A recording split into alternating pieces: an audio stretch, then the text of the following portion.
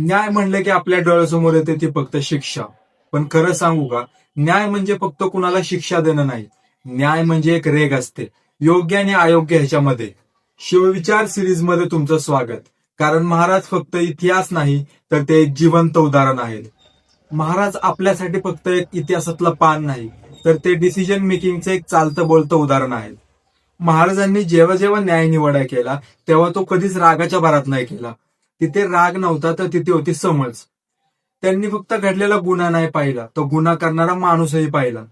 म्हणूनच म्हणतो, त्यांचा न्याय कठोर नक्कीच होता, पण तो कधीच आंधळा नव्हता. समोरचा माणूस कोण आहे ह्यापेक्षा त्याने केलंय काय ह्याला जास्त महत्व होतं. कारण महाराजांना एक गोष्ट पक्की माहिती होती, जर तुम्ही अन्याय केला तर लोकांच्या मनात भीती बसेल, पण जर तुम्ही योग्य न्याय दिला तर लोकांच्या मनात तुमच्याबद्दल विश्वास निर्माण होईल. आणि मित्रांनो, याच विश्वासाच्या पायावर महाराजांनी आपलं स्वराज्य उभं केलं.